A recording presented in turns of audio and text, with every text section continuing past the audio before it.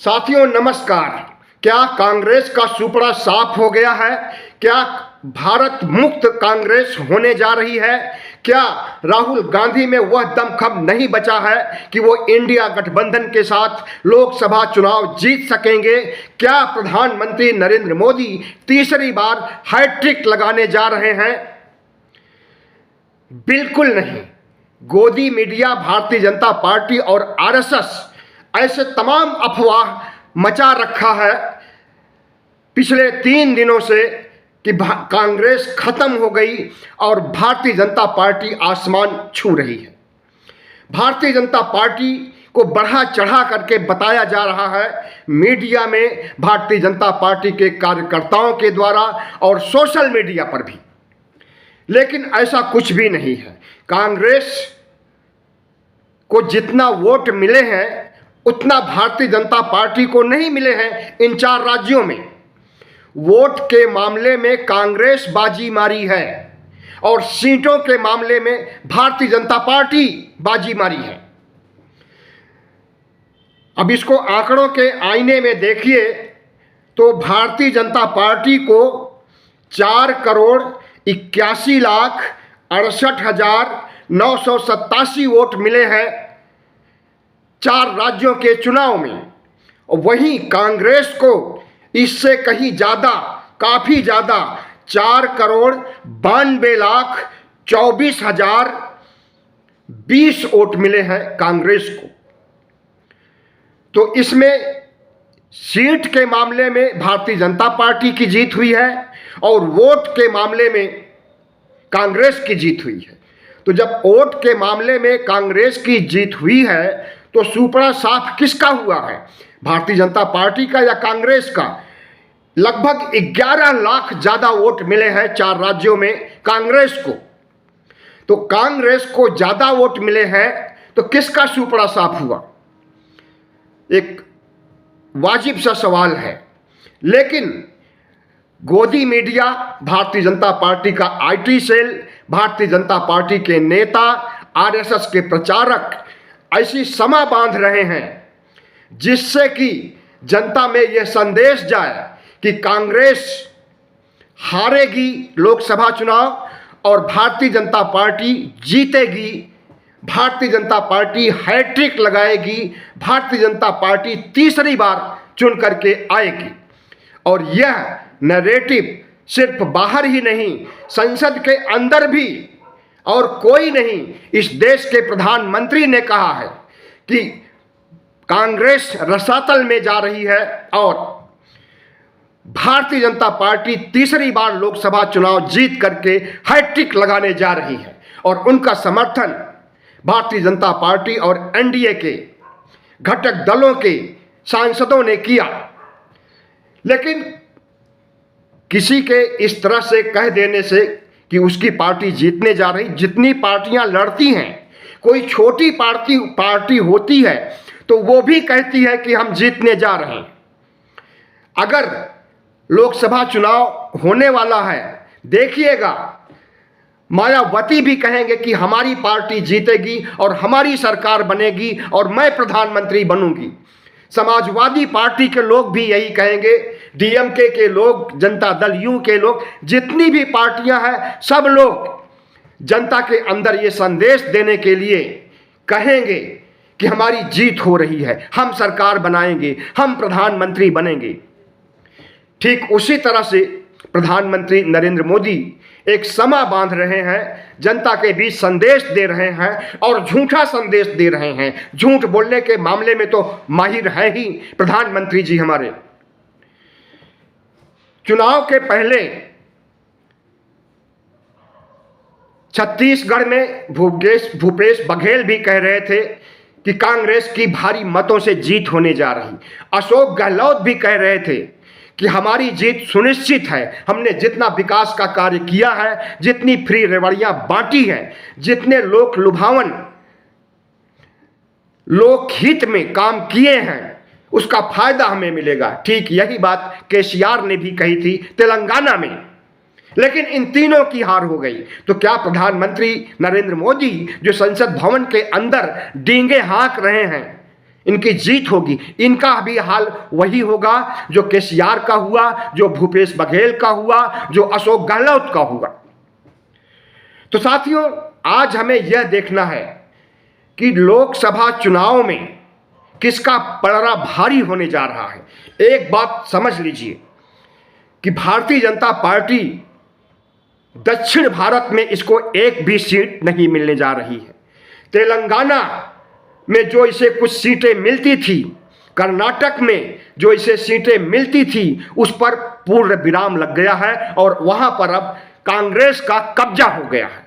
कब्जा ही नहीं हुआ है, बल्कि विधानसभा चुनाव तो जीता ही है, लोकसभा चुनाव भी भारतीय जनता पार्टी को हराएगी। वहां पर आंध्रा में भी, कर्नाटक में भी और तेलंगाना में भी। वैसे भी भारतीय जनता पार्टी का कोई जनाधार अब दक्षिण भारत में नहीं बचा है। इसी तरह से पूर्वोत्तर भारत, जिसे नॉर्थ ईस्ट कहा जाता है, मणिपुर, मेघालय, इम्फाल, कई राज्य वहां पर हैं, छोटे छोटे राज्य हैं, एक एक दो दो सीटें हैं। वहां पर भी मणिपुर के कलंक की वजह से भारतीय जनता पार्टी की हार होने जा रही है। और जिन 3 राज्यों में भारतीय जनता पार्टी ने जीत हासिल किया है, इन 3 राज्यों की कुल लोकसभा सीटों को मिलाकर के 82 लोकसभा सीटें होती हैं। और इन 82 लोकसभा सीटों पर भारतीय जनता पार्टी कहे कि एक मुश्त अधिकार उसका हो जाएगा, तो यह असंभव है। क्योंकि इंडिया की जो रणनीति बन रही है, इंडिया जिस तरह से आगे बढ़ रहा है, और अब चुनाव खत्म हो गए हैं, रिजल्ट भी आ गया है, स्थानीय समस्याएं भी खत्म हो गई, अब इंडिया सक्रिय होगा तो निश्चित रूप से उसका जनाधार बढ़ेगा और क्षत्रपों के हाथ मजबूत होंगे।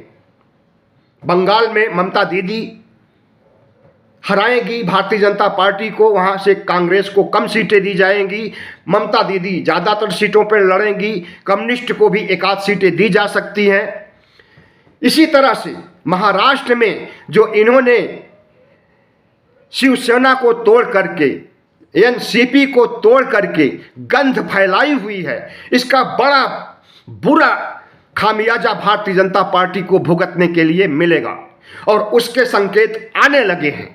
भारतीय जनता पार्टी जिस तरह से आईटी, सीबीआई, ईडी का उपयोग करके महाराष्ट्र में गंध मचाई है, उससे पूरी महाराष्ट्र की जनता क्रुद्ध है। और इतना याद रहे कि उत्तर प्रदेश के बाद सबसे ज़्यादा सीटें महाराष्ट्र से आती हैं, 48 सीटें आती हैं। और इन 48 सीटों में पिछली लोकसभा में 10 सीटों को छोड़ करके लगभग सभी पर भारतीय जनता पार्टी और शिवसेना का अधिकार था। उस समय शिवसेना इनके साथ थी, लेकिन इस बार शिवसेना इनके साथ नहीं है, वह इंडिया के साथ है। तो जो गंध फैलाई है, इसका खामियाजा इन्हें महाराष्ट्र में भी भुगतना पड़ेगा। तो देखा जाए तो जितने भी राज्य हैं उत्तर भारत के, दक्षिण भारत में तो इनका कहीं अब जनाधार रह नहीं गया है, उत्तर भारत के उसमें राजस्थान भी है जहां पर कि 25 सीटें आती हैं।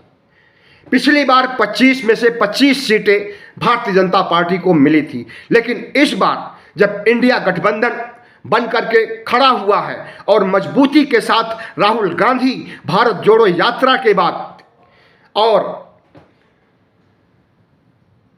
हिमाचल, कर्नाटक जीतने के बाद जिस मजबूती के साथ राहुल गांधी दमखम से प्रचार कर रहे हैं, उसमें सफलता जरूर मिल रही है। और जो विधानसभा में हार हुई है, उसके लिए जिम्मेदार अगर कोई है तो अशोक गहलोत और उनका बड़बोलापन और एंटी इनकम्बेंसी और रिवाज है।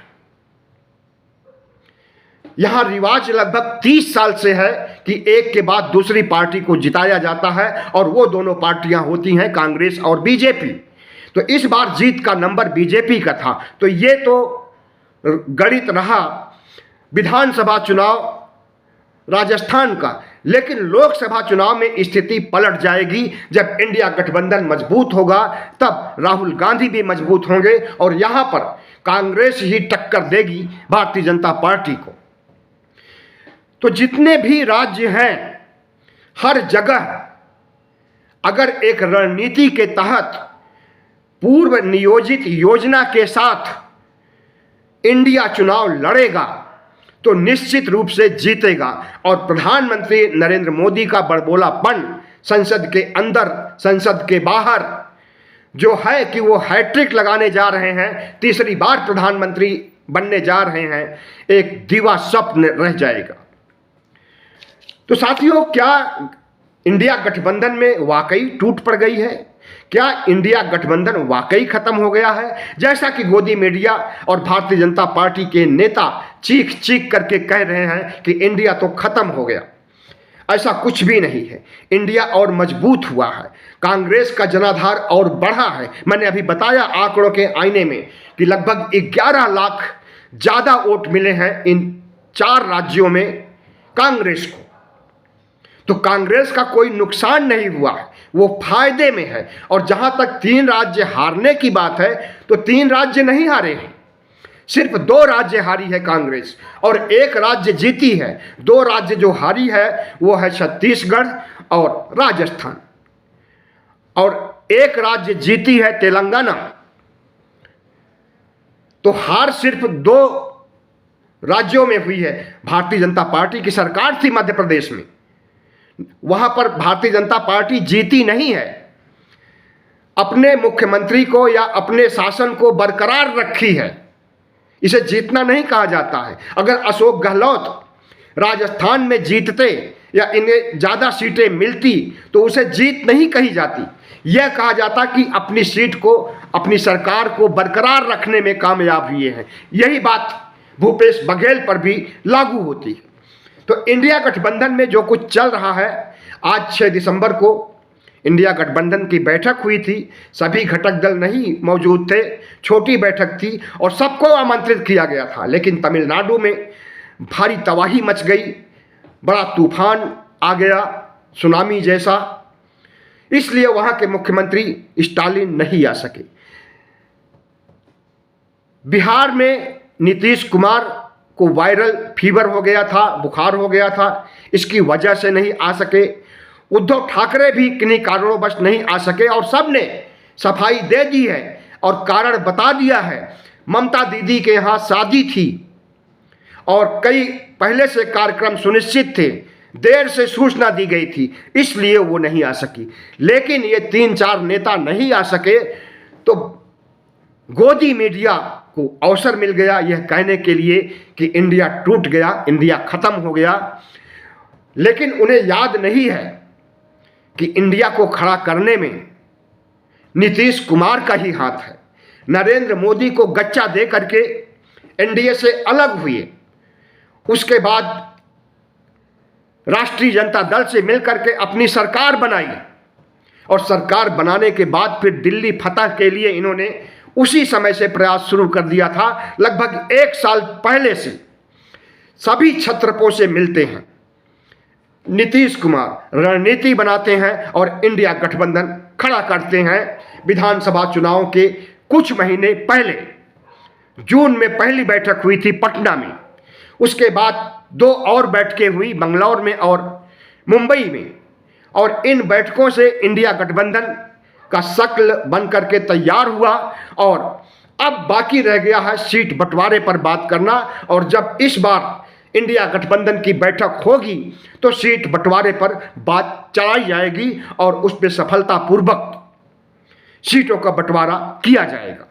तो प्रधानमंत्री नरेंद्र मोदी 3 राज्यों को जीतने के बाद जिस तरह से समा बांध रहे हैं, जिस तरह से भारतीय जनता पार्टी को आसमान छूती हुई पार्टी बता रहे हैं और जिस तरह से कांग्रेस को रसातल में धंस गई बता रहे हैं, सरासर गलत है।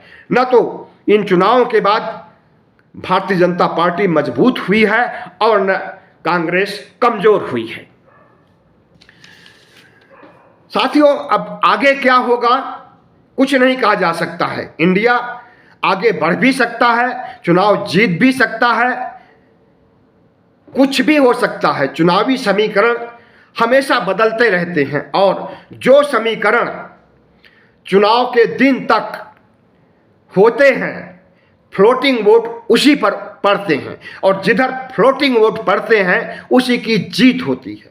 प्रधानमंत्री नरेंद्र मोदी और भारतीय जनता पार्टी की खासियत ये है कि ये काम कुछ भी नहीं करते हैं, विकास कुछ भी नहीं करते हैं, और प्रचार के समय इतना ज़्यादा काम करने की बात कहते हैं, इतना ज़्यादा लोगों को गारंटी देते हैं, इतना ज़्यादा भरोसा दिखाते हैं कि लगता है कि भारतीय जनता पार्टी का कायाकल्प करने वाली है भारत का, और भारत का जो विकासशील देश होने की बात कही जा रही है 2047 में, वो 2030 तक विकासशील भारत बना देंगे नरेंद्र मोदी। उनकी बातों से, उनके भाषणों से, उनके तेवर से ऐसा ही लगता है।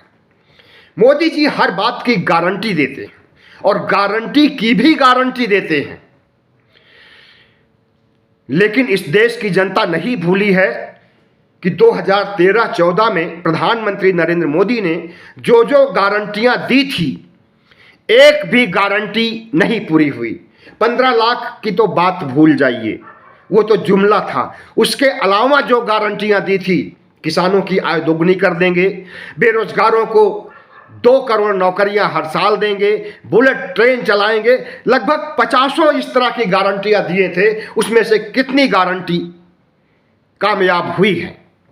तो जनता देख रही है, जनता बहुत समझदार है, जनता सुन रही है, समझ रही है, और प्रधानमंत्री के बड़बोलेपन से भी अवगत हो चुकी है। 10 साल से झेल रही है प्रधानमंत्री नरेंद्र मोदी को इस देश के 140 करोड़ जनता, और इस 10 साल की समय सीमा में नरेंद्र मोदी को, भारतीय जनता पार्टी को, आरएसएस को अच्छी तरह से समझ और परख लिया गया है। 2019 में इनकी जीत की वजह थी कि विपक्ष बटा हुआ था, और दूसरी वजह थी कि प्रधानमंत्री नरेंद्र मोदी ने कहा था कि जितनी 70 साल से गड़बड़ियां इन्होंने मचा रखी है, जितना भ्रष्टाचार, करप्शन मचा रखा है, उसकी भरपाई हम सिर्फ 5 साल में नहीं कर सकते हैं, हमें 5 साल और दिया जाए। और यह बात जनता के समझ में आ गई, 95 करोड़ मतदाताओं के समझ में यह बात आ गई, और उन्होंने इन्हें जिता दिया। कितने प्रतिशत वोट मिले थे? 37% वोट मिले थे। 37% वोट से इनकी सरकार बनी थी, और 63% वोट मिले थे विपक्ष को। विपक्ष बटा हुआ था, इसलिए उसकी सरकार नहीं बन पाई थी। अगर 2019 के बराबर भी वोट मिल जाएंगे, तब भी बम्पर वोट होगा। 63% वोट अगर विपक्ष के खाते में, इंडिया के खाते में आ जाएंगे, तो भारतीय जनता पार्टी के प्रधानमंत्री नरेंद्र मोदी का बड़बोलापन, जो हैट्रिक लगाने की बात कर रहे हैं, इनको सिर नीचे झुकाना पड़ेगा, और हमें तो लगता है कि झोला भी उठाना पड़ जाएगा। तो प्रधानमंत्री नरेंद्र मोदी के बड़बोलेपन पर न जाइए। ये अपनी उपलब्धियों के मामले में तिल का ताड़ बना देते हैं, और जो इनके राज में, इनके शासन में बुराइयां उत्पन्न हुई हैं, जितने लाख करोड़ मौतें हुई हैं, जिस तरह से किसान आंदोलन हुआ है, जिस तरह से मणिपुर में महिलाओं को शर्मसार किया गया है, महिलाओं को नंगा घुमाया गया है, उनके साथ बलात्कार किया गया है, उसकी चर्चा कहीं नहीं करते हैं। उसकी चर्चा इंडिया करेगा। अब मौका आ रहा है, जब रैलियों का दौर शुरू होगा, तब इनकी असलियत को सामने लाया जाएगा, और प्रधानमंत्री नरेंद्र मोदी के चाल, चरित्र और चेहरे को उजागर किया जाएगा। मीडिया प्रधानमंत्री के साथ है, बीजेपी के साथ है, उद्योगपति बीजेपी के साथ हैं, आरएसएस और उसके 169 संगठन। आरएसएस एक संगठन है राष्ट्रीय स्तर का, और इसके अंदर 169 संगठन हैं, 169 संगठन हैं, और वे सब अपने को प्रचारक कहते हैं। 57,000 से ज़्यादा शाखाएं लगती हैं प्रतिदिन सुबह देश के विभिन्न जिलों में, और ये शाखाएं लगाने वाले और आरएसएस के प्रचारक 169 संगठनों के प्रचारक रात दिन मोदी का गुणगान करते हैं, मोहन भागवत का गुणगान करते हैं, हिंदू मुस्लिम करते हैं, मुसलमानों के प्रति नफरत फैलाते हैं, और भारतीय जनता पार्टी की जीत के लिए बड़बोलेपन की बात करते हैं। लेकिन याद रहे, कितना भी बड़ा भारतीय जनता पार्टी के साथ अस्त्र शस्त्र हो, कितना भी बड़ा संगठन हो, कितनी ही सीबीआई, ईडी, आईटी हो, कितना ही भव्य रूप से इनके साथ कारपोरेट हो, कितने भी इनके पास अडानी और अंबानी हो, और कितने भी इनके पास राम मंदिर जैसे मुद्दे हों, धार्मिक ध्रुवीकरण के मुद्दे हों, जब जनता का सैलाब उमड़ेगा तो ये सब के सब ध्वस्त हो जाएंगे। क्योंकि इस देश की जनता समझ चुकी है कि प्रधानमंत्री नरेंद्र मोदी प्रधानमंत्री नहीं बल्कि देश विक्रेता के रूप में जाने गए हैं, एक झूठे प्रधानमंत्री के रूप में चिन्हित किए गए हैं, एक जुमलेबाज और झूठी गारंटी देने वाले प्रधानमंत्री के रूप में चिन्हित किए गए हैं। और इन सब का हिसाब जनता लेगी, 95 करोड़ मतदाता लेंगे 2024 के चुनाव में। तो भारतीय जनता पार्टी का यह कहना कि वह हैट्रिक लगाने जा रही है, तीसरी बार चुनाव जीतने जा रही है, और राम मंदिर के बाद पूरा हिंदूमय हो जाएगा, राममय हो जाएगा भारत, भगवामय हो जाएगा भारत, और सारा का सारा वोट भारतीय जनता पार्टी की झोली में आ जाएगा, तो यह इनका दिवा स्वप्न है। आरएसएस को पता है, आरएसएस के अखबार ऑर्गेनाइजर को भी पता है, ऑर्गेनाइजर ने खुद छापा है कि हिंदू मुस्लिम ध्रुवीकरण, राम मंदिर का मुद्दा और प्रधानमंत्री नरेंद्र मोदी का चेहरा इन लोकसभा चुनाव में काम नहीं आने वाला है। लेकिन भारतीय जनता पार्टी के दो प्रमुख मोदी और शाह इस बात को मानने के लिए तैयार नहीं है कि मोदी का चेहरा खत्म हो गया है, मोदी मैजिक खत्म हो गया है, हिंदू मुस्लिम ध्रुवीकरण का लक्ष्य खत्म हो गया है। ये लोग मानने को तैयार नहीं है और पुराने ढर्रे पर ही चलने के लिए विवश हैं, और विवश होना भी पड़ेगा। अब देखिए 22 जनवरी को राम मंदिर का उद्घाटन होने जा रहा है, और उसके बाद हर घर तक रामचरितमानस पहुंचाया जाएगा, कलवा पहुंचाया जाएगा, जमुना का पानी पहुंचाया जाएगा, और पता नहीं क्या क्या पहुंचाने के लिए लक्ष्य है इनका, हनुमान चालीसा पहुंचाया जाएगा। तो इस प्रक्रिया से इन्हें वोट नहीं मिलने वाला है। और इन 3 राज्यों में जो जीते हैं, यहां पर भी धार्मिक ध्रुवीकरण से नहीं जीते हैं, बल्कि मोदी की गारंटी पर जनता को दिल आ गया, और उन्होंने सोचा कि एक बार और आजमाया जाए, और वैसे तो राजस्थान में रिवाज बदलना ही था। तो बहुत बहुत धन्यवाद। हमारे चैनल को सब्सक्राइब कीजिएगा, लाइक कीजिएगा और शेयर कीजिएगा।